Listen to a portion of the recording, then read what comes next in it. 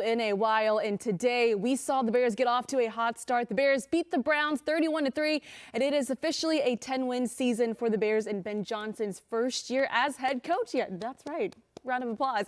Welcome in After the Whistle. Tino in here alongside ESPN Radio's Pat the Designer and former Bears QB Jim Miller as well with us on Zoom. Fellas, the Bears took care of business against a 3-win Browns team, played well all 4 quarters.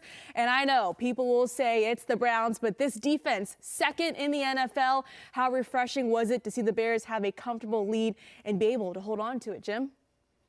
Yeah, I really like this. Was obviously a complete game, a game they should have won, a game they took control of early, a game they finished strong. I thought an overall well performance, much like Pat clapping right there. Bravo! They need to take a bow because they're peaking, they're playing their best football, and it's leading up to a big rematch against the Green Bay Packers. But all around, other than a missed field goal, that's about the only bad check mark you give the Bears. They really were an A+ today.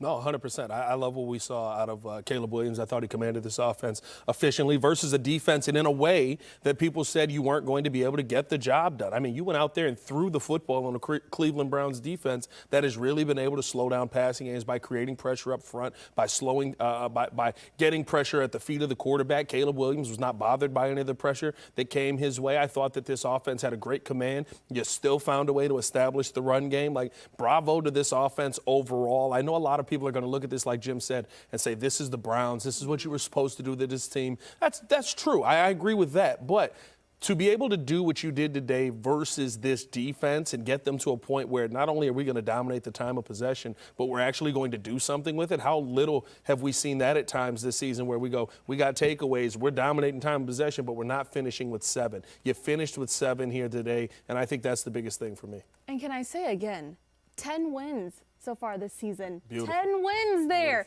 I did not expect this, but we're happy about the 10 wins. Want to remind everyone that is watching us, especially on YouTube, be sure to leave a comment. #AfterTheWhistle. We will read your comments throughout the show. Let's talk about the Bears and their hot start, because Ben Johnson said last week that he wants to do a better job, right, of putting Caleb Williams in a position to succeed early on in this game.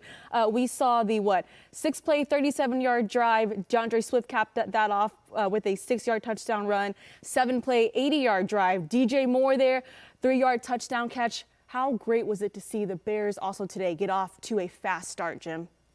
What was fun for me is to watch Caleb. I know maybe for Bears fans that are out there, what was big for me today is watching him take command of the offense. You saw him, like even when he drew Myles Garrett off sides on a hard count, he's working the hard count, and Myles Garrett, they get the cheap 5 yards, but, just command that Pat was talking about. He's alerting the offense. Hey, we're checking this play. We're killing it. We're alerting it to go to another play. He's working the hard count.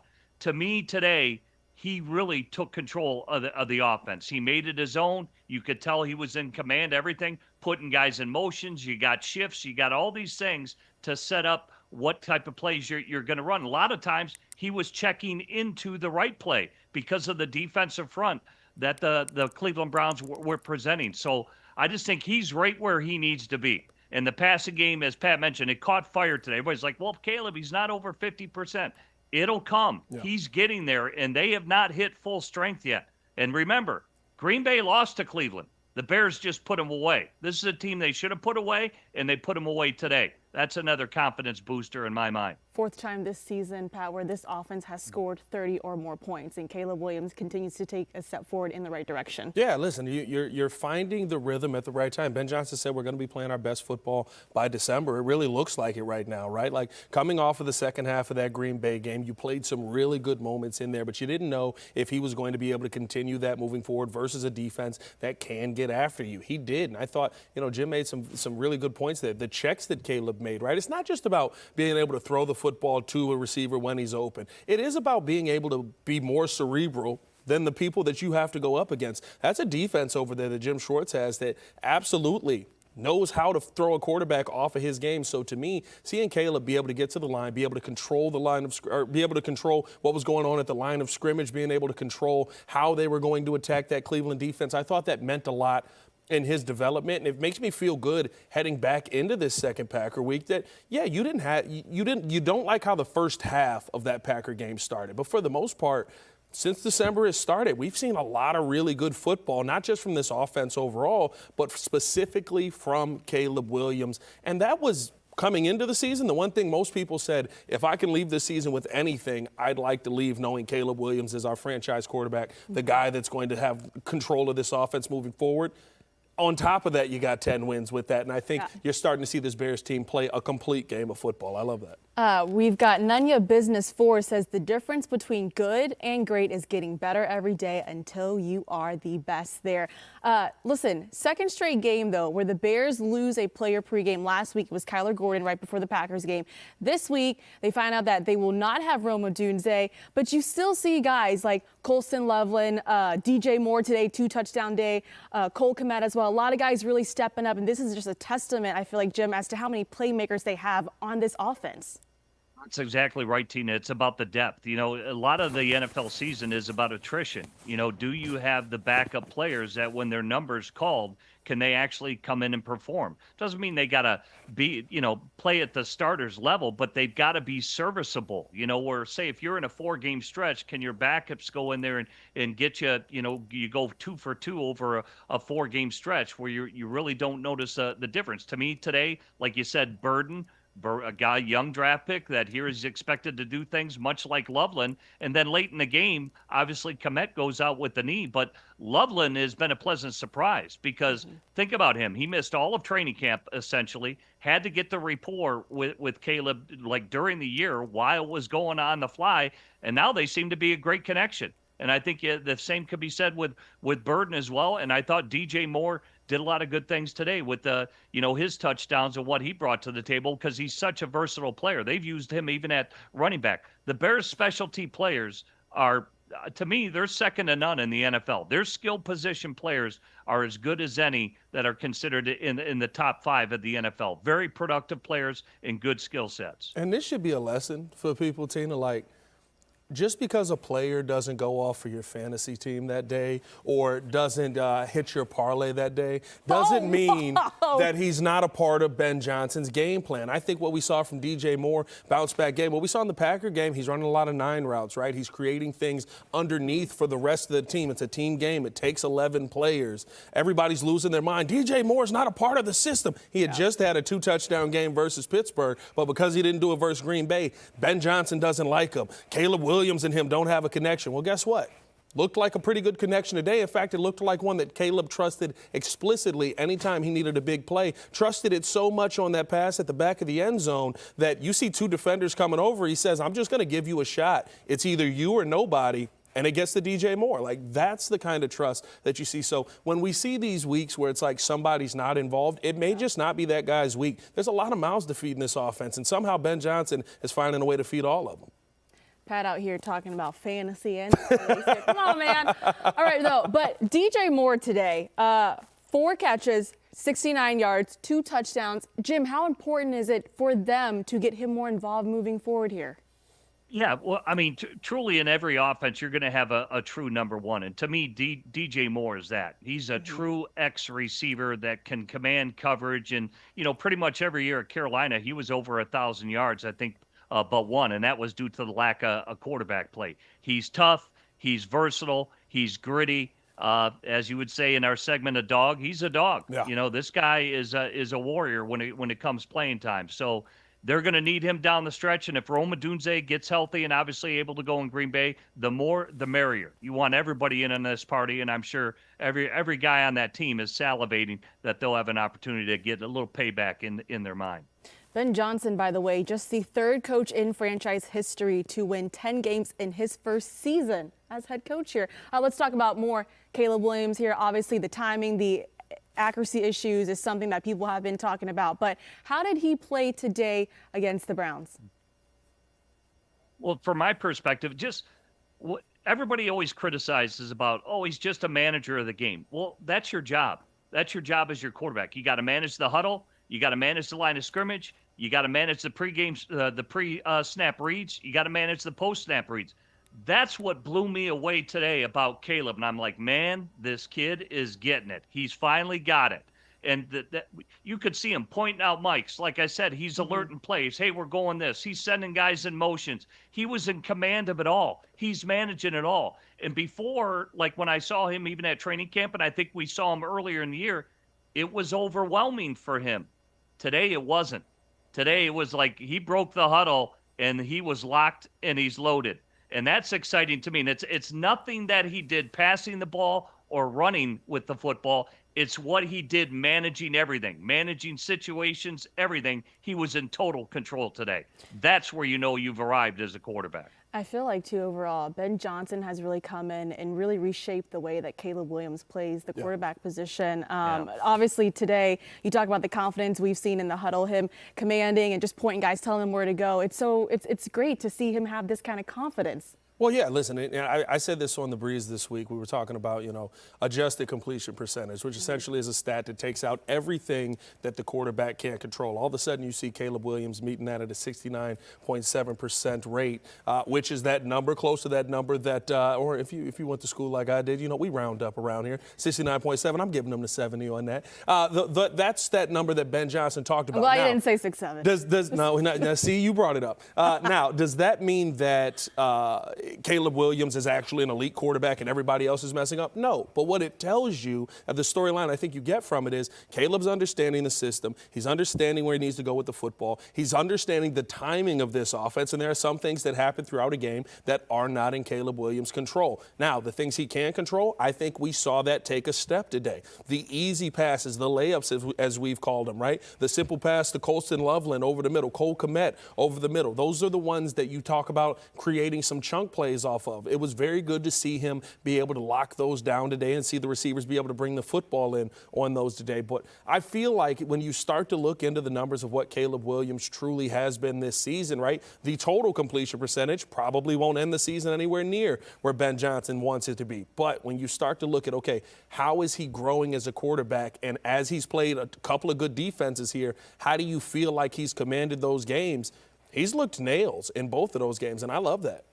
Let's talk about the offensive line, and I want to read Brandon Green, 1166 comment. What a difference an offensive line makes and a decisive coach makes. We were able to minimize Myles Garrett a bit today. He didn't break the record on us, and we won. But yeah, no doubt about that. The offensive line, Caleb Williams sacked 3 times today. And listen, next week they face Micah Parsons. So overall, 3 straight weeks where you are facing elite edge rushers. Yeah. First, Jim, did you see this offensive line protect Caleb Williams, but especially against Myles Garrett and the matchup for Ozzie Trapillo? Yeah, I think, Ozzie obviously had his hands full. We saw that a couple of plays that, Myles Garrett is Myles Garrett. He truly is one of the best, and he's going to be a Hall of Fame player. He ate today. He got 2 sacks, and that, there are times where you can't dedicate everybody, depending on the play call, to really just, shut him down, so to speak. So Ozzie at times was one-on-one, and at times he got beat. But overall, the play calling slowed him down. That's why you saw all those kill plays and those check plays where Caleb would go like this, and he'd say, alert, alert. They were setting up Myles Garrett, whether they were going to run to him and at him or whether they were going to run away from him because of the angles. And it was the angles that you can get for your offensive lineman to block him. So for the most part, I thought they neutralized him. I really did. I mean, we've seen the guy go off for 5-sack games. He's always going to be a force. There's no doubt about it because that's just how good he is as a player. But for the most part, I thought the Bears neutralized him. That's why you rush for over 150 yards again against a pretty good rushing defense. Yeah, Jim, listen, I asked J-Mac this week, how do you stop a guy like Myles Garrett? And he said, you pray. Yeah, I mean, like, there's a lot that you can do, but I think Jim hit the nail on the head there. Like, there's nothing you can do to stop one of the greatest pass rushers we've ever seen in NFL history. He's going to get his, but how do you slow him down a little bit? I thought Ozzie Trapillo did a good enough job today kind of making Myles Garrett take some of those longer routes to the quarterback, and then now it's on the quarterback again. Some differences that we saw from Caleb last season to this season. Understanding where he's at in the progression and whether he needs to move off of his spot or not. Caleb's really good at that. I thought we saw him step up in the pocket a number of times where he avoids sacks that maybe could have come if he just stands there and waits for something to develop. That's the part for me that I'm most excited about, is you're seeing a quarterback not only understand the system, but also understanding, okay, I need to figure out where my guys are at, where am I at in my progression. Also, make sure this big guy doesn't come down here and hit me. And did they get a couple of sacks on Caleb? 100%. Like that's going to happen with this defensive line. It's why we keep saying they're one of the second best. They are the second best defense in the NFL. That's nothing to scoff at there. That's a tough defense that you just went in there and beat, and you beat them handily because of the awareness of the quarterback, how strong the offensive line was today, and how efficiently you were able to run the ball. Jim, before we continue on and talk about the Bears defense today, obviously it was freezing cold out there at Soldier Field. As a former quarterback, what did you do to keep yourself warm there on the sidelines? Anything funny you can share with us? Well, when I first started, they didn't have the heated benches. I know that. They just had the jet heaters on the side. But later in my career, obviously you get the fanny packs, but you load up the fanny packs with those heat packs to get your hand to where you can sweat a little bit. So I like to go au naturel. Some guys use a glove, but I like the feel of the football on my hand. But I would get my hand pretty sweaty and always just have that right hand in that fanny pack, making sure it was heated up, ready to go the next play. Cold is cold. I don't care where you're from, even if you're from Alaska. Cold is still cold. I'm glad he didn't have a weird one. You know what I mean? There's some quarterbacks and defensive ends out here, some high-profile guys who have said some interesting things that they did to stay warm on the sideline. I have to tell you guys a secret. I have a hand warmer right now. Oh, my goodness. We are in the building. I always have a hand warmer with me in studio. I'm naturally a pretty cold person, but so I would have been freezing out there today. Let's talk about this Bears defense. They were not freezing because 3 takeaways again. Bears are now, by the way, 9-0 in forcing 2 or more turnovers. We saw DeMarco Jackson get his first career interception, Jalen Johnson as well, and CJ, GJ. Jim, how is this defense able to maintain this level of production when it comes to those takeaways?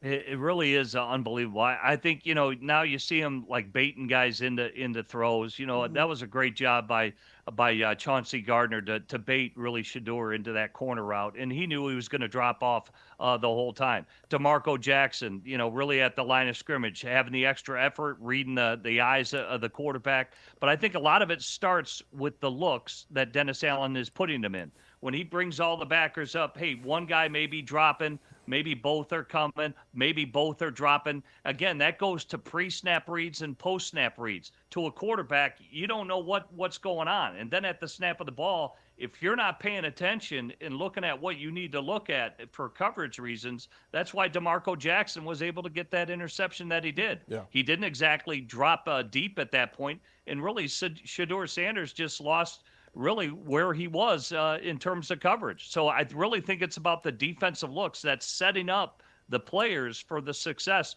that they're having, and they're executing it brilliantly. They really are. You can see them having fun. They're playing with it like Chauncey Gardner did today. Oh, I'll show them that I'm biting up. Oh, nope, now I'm going to drop off and jump up and get an interception here and put myself in position to make a play. The players are enjoying it. They're playing into it, and they're really, having some fun, I think, toying with it a little bit. Pat, what did you see from this D-line today? They sacked Shedeur Sanders, I believe, 3 times.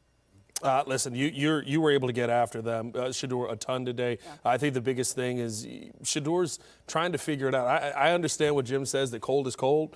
There's a cold that you're not used to. And I think, once you hit Shedeur one time, it kind of slowed him down enough that you were able to get to him a ton. I thought he really struggled to get through his reads, and it was because he started looking for the pressure that was coming his way. Guess what? That's A+ by this Bears defense. That's a great day where you made a quarterback, essentially, remember, who was it, Sam Darnold in his rookie year, where he's like, I'm seeing ghosts out here. You had Shedeur Sanders seeing ghosts, looking around, trying to find, okay, where's the next guy coming to hit me from? Like, that to me shows the pressure you were able to create. I thought Dennis Allen also did a great job sending guys up the middle on some of those delayed blitz. You saw TJ Edwards on those a couple of times in this game, where now all of a sudden a quarterback's worst fear is pressure coming right at his face. Like, to me, I thought that Dennis Allen dialed up a great defensive game plan for this for this Bears defense, and the defensive line executed it perfectly. Jim, as we round out this block here on After the Whistle, I want to talk about Kyler Gordon, man, because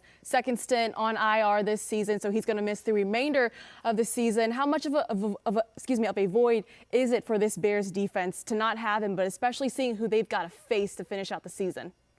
Yeah, I think you definitely love to have him. He's such a versatile player in what he can do and why he is who he is. But they've been winning games without him, and they played a lot of games without him. So the drum and the beat is going to march on here. That's just the way it goes in the NFL. And the players that are there, they're expected to play, and they're expected to play well. And I think they have. I think they've done a brilliant job. And the guys that even have come in late that we brought up, like Gardner and all the other guys, Josh Blackwell, look at the play he made on special teams. If his number gets called, I believe he's ready to play, because I think any player that's been thrown in there on defense in a moment's notice, like DeMarco Jackson, for one. That guy was second on the team in tackles. When their number's called, the players are responding. And that's another good sign for the Chicago Bears. And it hurts to have Gordon out, but I think those guys are a pretty confident group. They've been winning without him. You got to give this coaching staff, Ben Johnson, and the guys that he's assembled here a lot of credit for keeping the reserves, the backups. They're always prepared. We need to take our first time out here on After the Whistle. Coming up next, we'll talk about the rematch between the Packers tomorrow. We'll give you who is our dog of the day. And we'll, of course, hear from DJ Moore as well, who had a 2-touchdown day. Stay with us.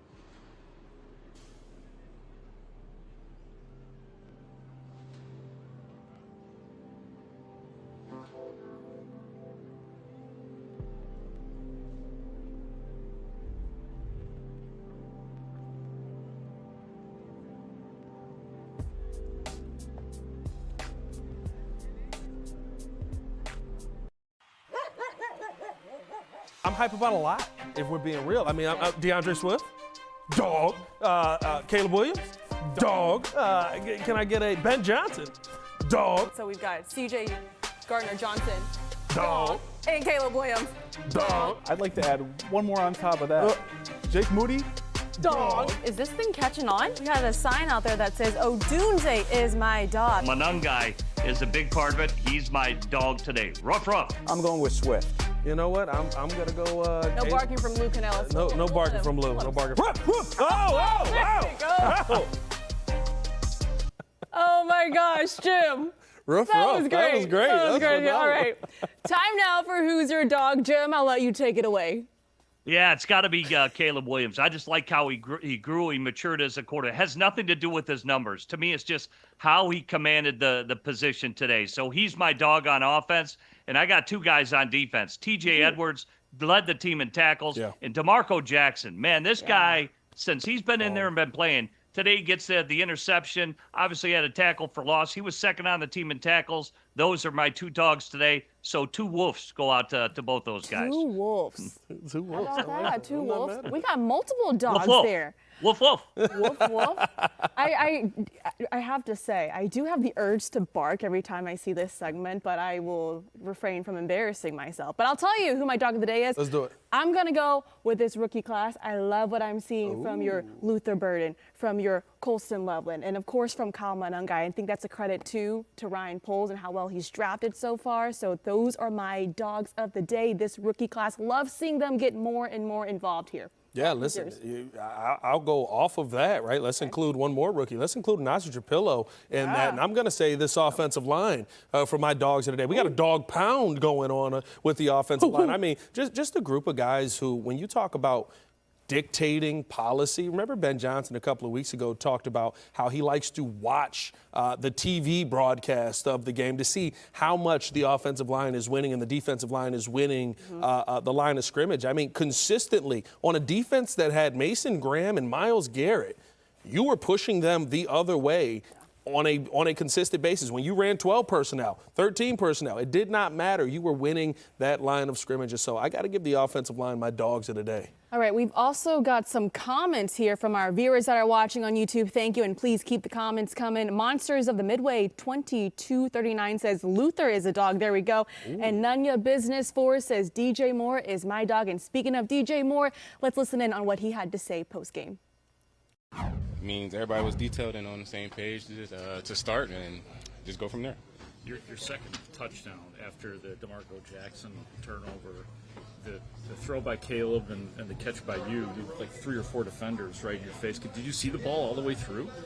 Yeah, I seen the ball all the way through. I didn't take my eyes off of it because I was like, you gave me a chance on this, and I better come down with it, and that's what happened. Were you surprised that he was able to be that precise on that play? Because from our view, it looked impossible. No. Because he can make a lot of throws that other people can't. And when we got to the sideline, he was like, I'm just going to give you a chance. And that's what he did with a high back 5 ball, and the rest is history. Did you need a game like that? Did I need a game like that? For what? Just in terms of all of us talking about the lack of targets that you've had relative to the past years? I mean, if you say so. Will it shut y'all up? Perhaps. It ain't going to shut y'all up. So, I mean, felt good. Always good to score at home, especially twice. And this time I'm not going to get fined. So, I'm good. Did you feel like that was coming just after what Ben said last week? Usually, if he says something, there's a course correct. It looked like they were, Caleb was really looking for you a lot today.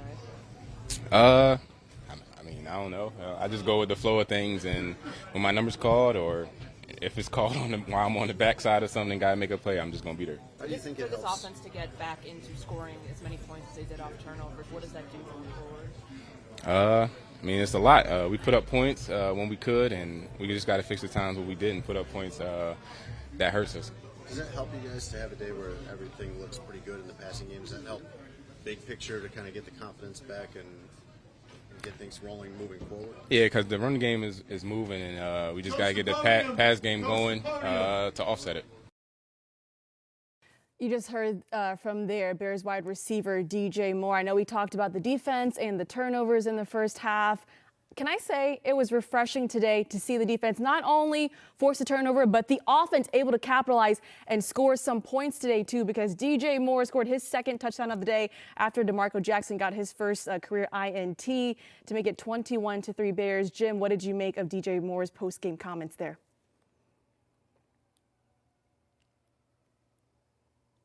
Oh, Jim? That players hear the noise. Players hear the noise outside of the locker room. Oh, he's not getting the targets, and, he's going to deal with it. He was frustrated at some point, but I do think he's a true team player. Mm-hmm. When his number's called, he's going to give it all he's got. And just like that, the Bears scoring off of turnovers, the Bears lead the league in that. They've got over, I think it's 87 points because they did it today off of turnovers that they were able to score. But, I think DJ will be fine. His number's going to get called plenty here from here on out. He's too good of a player, and it's good to have all those weapons to go to. The coverage and what they see defensively is going to dictate it anyway at the end of the day, and he'll get his share as long as the other guys are doing their job also. Yeah, Bears today able to score points on all 3 of their turnovers here. DJ Moore last game against the Packers, 1 catch for a -4 yards. And I know DJ, he's typically pretty chill. Yeah. Was the vibe we get from him, but come on, it's got to feel good today to have the performance that he did, a 2-touchdown day. Well, listen, I think after that game, right, versus the Packers, there were a lot of people who were looking to say, DJ Moore's not all in. He's not running his routes hard enough. What's he doing now?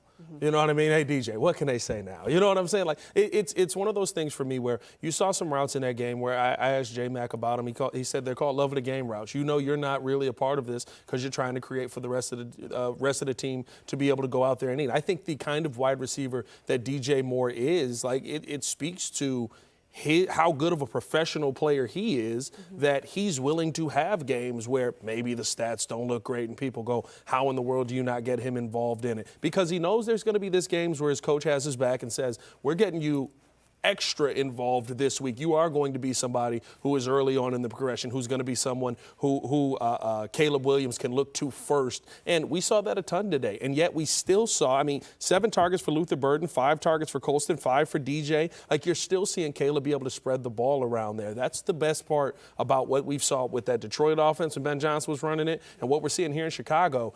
There's a ton of mouths to feed, but somehow he's getting everyone involved for a great output and finish to that. Let's talk now about this Bears and Packers game that's going to be happening on Saturday. By the way, you can watch that game right here on Fox. Chicago kickoff, I believe, around 7:20.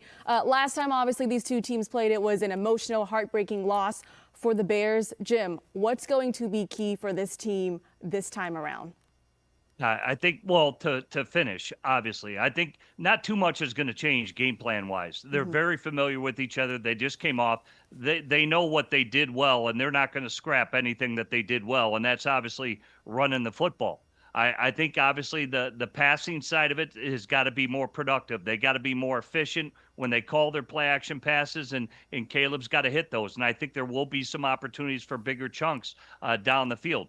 Defensively, they got to be better on third down defense. The Green Bay is #1 in the league with third down defense. And the last thing is what we said last time going into the game. Do not let Green Bay play with the lead. The Bears, fortunately, did not allow it to get to 3 scores. How about do what you did today? Go out, you get the lead, make Green Bay play from behind. That's where they do not play well. And I think that the Bears do that, they'll be able to get them at Soldier Field this time around. Yeah, and the biggest thing for me is eliminate some of those explosives on defense. That's really where it got away from this team. When you look at how the first half went, are the numbers phenomenal? No. I think Caleb at that point had 33 passing yards, but what you did feel like was you were wearing down that defensive line and you were about ready to take a 7-3 lead into the half and go, okay, now we can kind of get them where we want them. Boom, big play by Bo Melton. That explosive puts you in a disadvantageous situation heading into the second half because the Packers were getting the ball first. I think this week you eliminate some of those explosive plays. You eliminate some of those plays that kind of were backbreaking earlier. You saw what the Bears were able to do in the second half. And like Jim said, there's not a ton that's going to change. There's not a ton you can add to this. They know everything you're throwing at them. You know everything they're throwing at you. It does come down to who's going to be more physical, who's going to be more violent, and who's going to get more takeaways. I will say, though, when Jordan Love is on that team overall, especially with the talent that they do have on the defense, it is a little terrifying. But it was great to see the Bears prove to us last week, despite the loss, that they can certainly hang with a team like the Packers. We need to take another timeout here on After the Whistle because coming up next, 3 games left, but the playoff picture, that conversation is heating up and we'll discuss.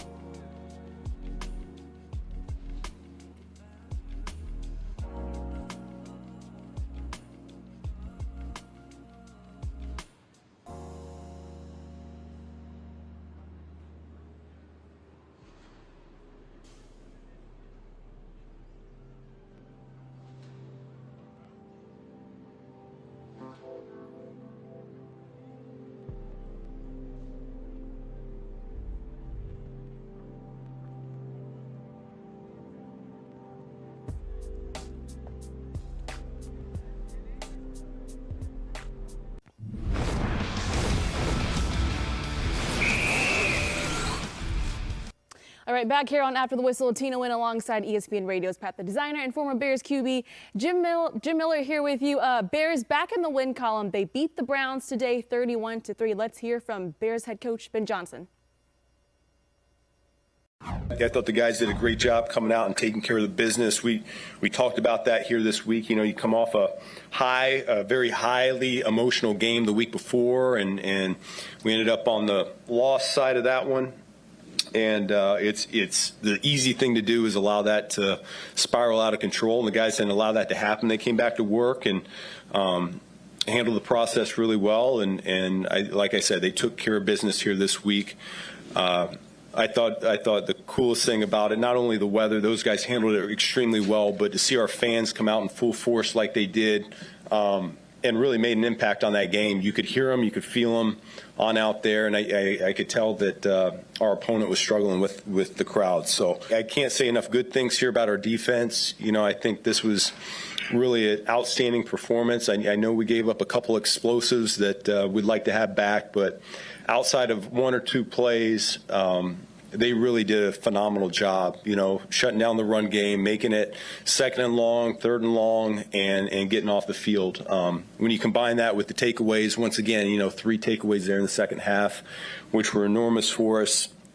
It really, I thought, carried the day for us. Offensively, tough opponent. That's a really good defense. You know, we talked about it being a top 3 defense going into the week, and that proved to be the case. You know, we had some success at times, but yet it wasn't as consistent as we would like it to be. Moved the ball somewhat well in the first half, but yet didn't capitalize with points the way we would like to. And in the second half, we were able to find a couple more opportunities for points. So. All in all, I thought it was a pretty good day. Special teams came through for us. Duvernay had some big returns. Our kickoff unit once again showed why we believe they're a weapon for us, and so that was really encouraging to see as well. So, what was your perspective on that second touchdown pass to DJ, where Caleb goes right and just makes that kind of ridiculous throw? Yeah, no, it reminded me a little bit of. Was it Philly that he threw it to OZ in the back of the end zone? You know, he's rolling to his right, and we just barely missed OZ. I think that was Philly. And similar type concept where he's rolling to his right, and he finds a guy on the back of the end zone behind him like that. And I would say 99% of quarterbacks, you tell them don't even waste your time looking back there and trying to make that throw. There's usually bad things that happen, and yet he's got the ability to make that throw. And DJ made a heck of a play there right on the back line as well. So that was one of those highlight moments there. Intentional was it at the beginning of the week to set a tone when you said that you were desperate for a victory to create that sense of urgency that you guys showed today? Yeah, our guys understand it. They know where we are in the season. They know what's out in front of us, and they know how competitive the NFC is. So it doesn't take much from the head coach at this point. They get it, you know. And I've been saying all along, we got some veteran leaders that they've been here, they've done that, they've won games, they've been close before, and so I think we got a really good big picture view of where we are and where we're going and what we need to do in the here and the now. Does winning 10 games mean anything to you? Not really. we're on to the next one. You know, it's 10's great, but it's not enough. You guys have 3 huge games left. How do you feel about your team's readiness for that kind of stretch, especially compared to where you guys were at the start of the season? Yeah, no, we're definitely a better football team than we were that first month of the season. And probably these 3 opponents we're playing coming up, they're all going to say the same thing. And so I know at this point, I know we're a good football team. And I'm looking forward to seeing this competition over the next 3 weeks as they are. You know, I think our players are excited to be in this spot. They put themselves in we're 10-4, and we've got a lot to play for here over the next 3 weeks. And really in this league, you can't ask for a lot more than that. You talked, Meaningful games in the month of December. We love to see it. By the way, that was Bears head coach Ben Johnson. He was asked, does winning 10 games mean anything new? He says, nope, not at all. As expected. As we take a look now at the NFC playoff picture, obviously it is a tight race here. Bears improved to 10-4, and for now, they move above the 49ers for the 6th seed in the NFC. 49ers will be playing Tennessee right now, actually. But the Bears overall still need to win 2, maybe 3 games to get in. Jim, how realistic do you think is it for the Bears to maybe run the table here? I think it's very realistic. You know, it's interesting how the league has done it. You got a lot of these divisions coming down to the line at the end of the season, and obviously these playoff seedings. You saw when the Bears were number 1, you can quickly fall out of favor into 6. You know, Seattle's in the mix for the path to the number 1 seed. So there are a lot of teams still in the mix, but the Bears, realistically, the way they're playing right now, yeah. There's no doubt that they could finish the season strong and get 3 wins. I believe they can beat Green Bay at home. I thought they should have beat Green Bay on the road. They're playing as good at football as anybody because they're running the ball, they're getting a lot of turnovers, and they don't turn over the football. So why not the Chicago Bears? Why not? Why not the Chicago Bears? I love it. How realistic we thinking here, Pat? I mean, listen, you see what Ben Johnson said there. You know, he says we're already a good football team. I know that we're a good football team. I think that we all feel that way about this team overall. It's about how good of a football team are you. I do think that the Bears have a ton of opportunity to finish out this season. Listen, Lou predicted that they sweep the last 4 games. I mean, he's 1 game into a correct prediction here. I don't know if they do end up sweeping, but I'll say this. I feel like they should be in every single game. I think it's realistic because of the coaching staff that you have. And as long as you give this team a chance, an opportunity to go out there and put a team away, we've seen more times than not this season that's exactly what they do. That is the identity of the Chicago Bears this year, a team that when things get tough, they pick up and they keep going. All right, let's listen in on Caleb Williams. I just got word in my ear. We're going to hear from him right now at the podium. And on that second touchdown pass to DJ Moore, and then what were your emotions as the ball was in the air? It's a what you call on those plays like a hero post, and DJ did a great job beating his man. And I actually tried to throw one to OZ versus the Eagles, and so it's popped up. When you got that much time, when you're rolling out things like that, you peak those type of plays, and if he beats his defender the way he did, you throw it up, and not throw it up, but you throw it and give him a chance, and that's what he did. He beat his defender, beat the corner pretty bad, and then all I had to do was throw a high back 5 is what we call it, back at the end zone, and he went up and made a great play for us, and in that moment it was needed.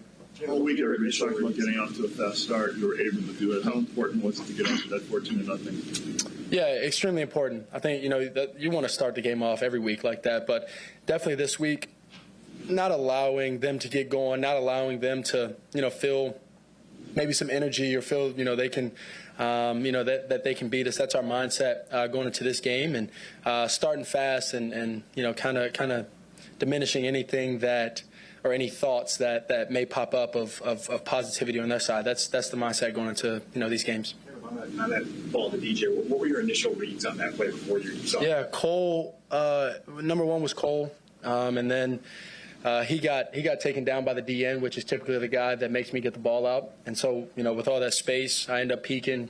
My other receivers on the front side, the other couple guys, and then from there it's just seeing and feeling space. Seeing nobody was in the end zone back there with DJ, and just give him a good ball. How do you describe the significance of that sequence being there? Yeah. You go. These are moments that I talk about and have talked about for a couple of weeks now, is when you get the interceptions or you get the turnovers and fumbles or whatever the case may be. You want to go down and score. It creates it creates a sense of momentum for us, and it gets everybody in it. It gets everybody going, and that momentum is important to help us win games. Shifting and shifting energy, shifting momentum, shifting the points and things like that, and adding one more possession for us is huge. And so that's something that we preach, is something that we're going to keep harping on, something that we're going to keep growing at, is when defense creates these turnovers, we got to go score. That is Bears quarterback Caleb Williams right there. 17 of 28, 242 yards today, and 2 touchdowns. Jim, what did you make of his postgame comments? Yeah, love it. And when you do get more opportunities, you got to take advantage of them. And they have been doing that all season long. But I think they're in a good spot right now. I think they're in a good spot mentally. They're in a good spot physically with their style of play. And again, I think this should be a confident group, heading in for a rematch against Green Bay. And I think they still are a little salty that they let that one get away. So I hope they do play with a chip on their shoulder. I actually expect them to play with a chip on their shoulder because they should expect to win.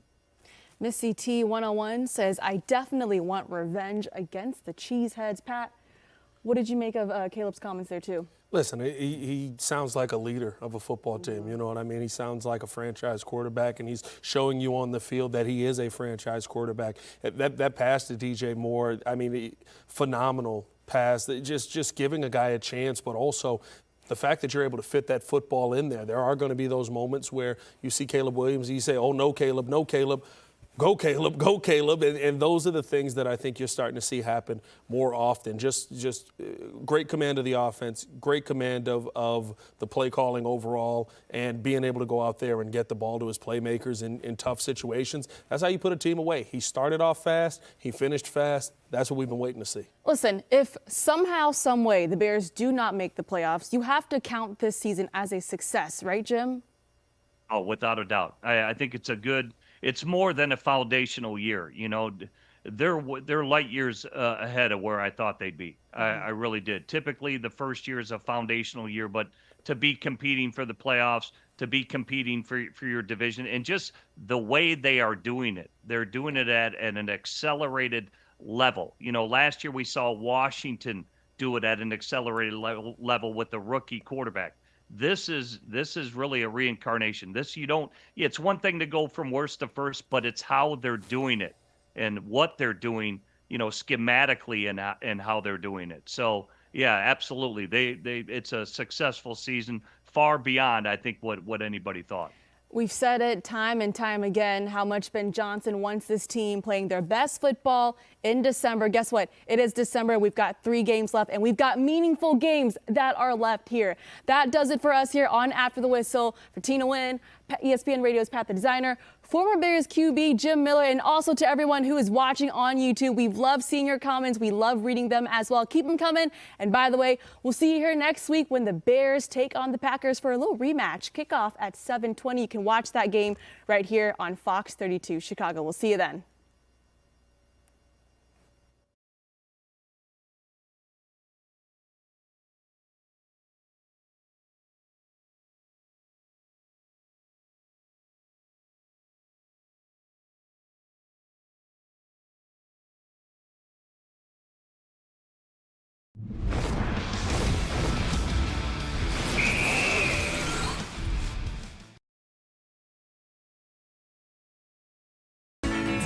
Tell all your stories, be a miracle of life. Tanto destino, no cambio ningún son.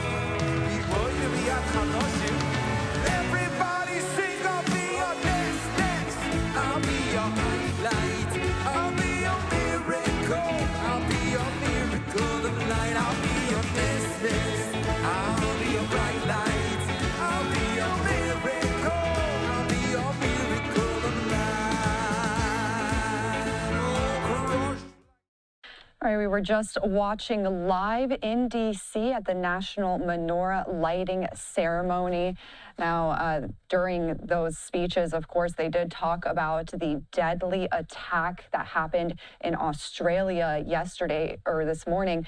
16 people dead after a shooting attack there. That was during Hanukkah celebrations as well.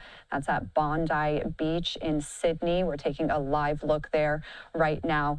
Officials did give an update just a few hours ago. They said, again, 16 people dead, several dozen hospitalized, including 2 officers, 2 offenders. They say a father and a son were those suspects. 50